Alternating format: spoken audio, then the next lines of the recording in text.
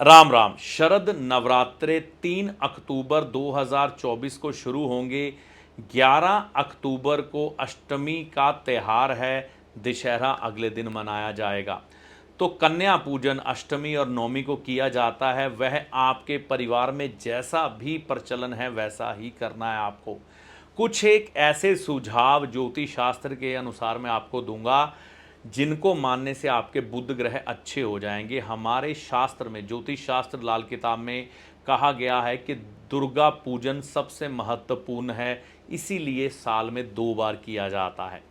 देखिए, माता दुर्गा जो है ना, वह बुध ग्रह की देवी हैं। दुर्गा सप्तशती हम पढ़ते हैं तो उसमें विवरण आता है कि माता दुर्गा जी के अधीन 9 के 9 ग्रह हैं। जिस पर देवी दुर्गा प्रसन्न है, 9 ग्रह उसको बुरा परिणाम नहीं दे सकते। इसीलिए शायद हम साल में 2 बार दुर्गा पूजन करते हैं। देखिए, एक बात को हमने समझना है, जो भी आपके परिवार में परंपरा है कन्या पूजन, नवरात्रा पूजन में, वो आपने निभाना है। उसमें कोई भी बदलाव नहीं करना है। परंपराएं कभी तोड़ी नहीं जाती, नई चीज़ें भी ऐड नहीं की जाती। सिर्फ अपने परिवार की जो परंपराएं चलती आ रही हो उसे निभाया जाता है। हाँ, उपाय के नाम पर अगर कुछ करना चाहते हैं तो वो सुझाव मैं आपको दे सकता हूँ।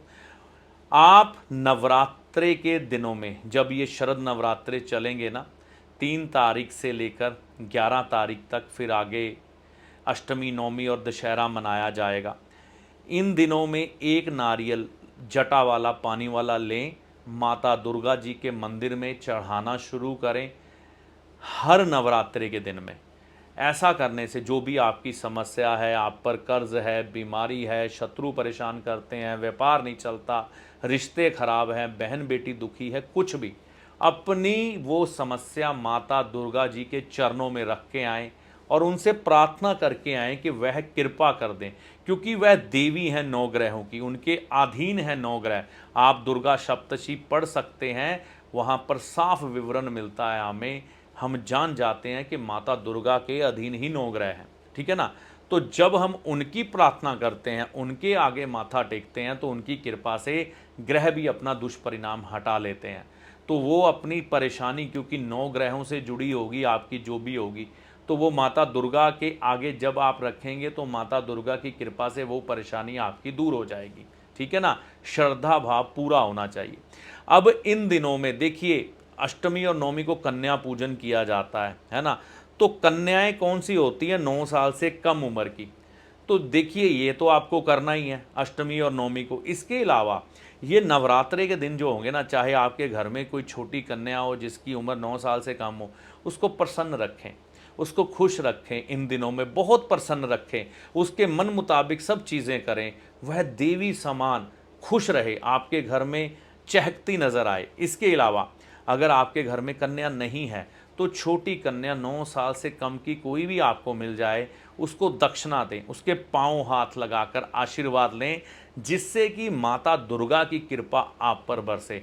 जब भी उसके पांव हाथ लगाएं तो देवी का हाथ अपने सर पर ज़रूर रखाएं। इससे होगा क्या, इन पवित्र दिनों में माता दुर्गा की कृपा से आपकी परेशानियां दूर हो जाएंगी और माँ की कृपा बरसेगी, 9 ग्रह अच्छे होंगे।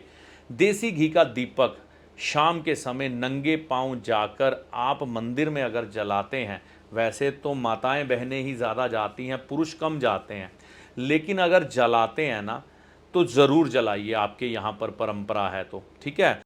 अब कई विद्वान कहते हैं कि देसी घी का दीपक नहीं जलाना चाहिए, लेकिन नवरात्रा पूजन में आपको देसी घी का ही दीपक जलाना चाहिए, ये ज़रूरी है। माता दुर्गा से ऐसी प्रार्थना करें कि सूर्य शुक्र की युति में अगर आपकी कुंडली में है तो वह दुष्परिणाम आपको ना मिले। माता की कृपा अगर हो गई तो नहीं मिलेगा। अब देखिए, आपने देसी घी का स्कैंडल सुन ही लिया है, जो भी आजकल खबरों में आ रहा है कि पशु चर्बी, सूअर की चर्बी मिली होती है बाज़ार में जो देसी घी बिकते हैं। अगर आप घर में देसी घी बनाकर यह खुद कर सकें तो बहुत अच्छी बात है। थोड़ी सी दूध की आमदन बढ़ा दें, थोड़ा दूध ज़्यादा लाएं, मलाई निकालें, माखन निकालें, देसी घी बनाएं। पवित्र देसी घी अपने घर में ही बनाएं तो बेहतर है। बाज़ार से लेना है तो बढ़िया से बढ़िया ब्रांडेड, और उस घी की जांच कर लें जैसे कि यूट्यूब पे बहुत से वीडियो है कि आप शुद्ध देसी घी की जांच कैसे कर सकते हैं, वो जांच करके ही वह दीपक जलाएं, क्योंकि बाज़ार में कुछ लालची लोग ऐसे हैं जो पशु चर्बी से बना हुआ देसी घी बेच रहे हैं। कुछ दिनों में ऐसे स्कैंडल बाहर आए, तो हमसे भूल से भी कोई भूल ना हो पाए। हाँ, देसी घी का दीपक ज़रूर जलाना है, ये मिस नहीं करना, ये याद रखना, क्योंकि माता दुर्गा की भक्ति बिना देसी घी के दीपक के अधूरी है। तो ये सब जानकारी आपको मैंने दी है कि नवरात्रों के, शरद नवरात्रों के इन दिनों में माता दुर्गा का पूजन करें। इसके अलावा हमको कन्या पूजन में माता दुर्गा को क्या चीज़ भेंट करनी चाहिए कंजक स्वरूप को, वह भी आपको मैं बताऊंगा, जिससे कि आपके ग्रह अच्छे हों और माता दुर्गा आपके घर में कृपा बरसाती हुई जाए। तो इंतज़ार करिएगा, वह वीडियो जल्द ही आपके सामने आ जाएगा। लेकिन तब तक ये कन्या पूजन का जो समय है, नवरात्रे का जो समय है, शुभकारी समय है, आपके लिए सदा शुभकारी रहे। माता दुर्गा की कृपा से आपके जीवन में खुशियां आए, आपके सभी ग्रह अच्छे हो जाएं, जीवन खुशियां से भर जाए। माता दुर्गा की कृपा से इस वीडियो में दी गई जानकारी का आपको लाभ हो। जय माता दी।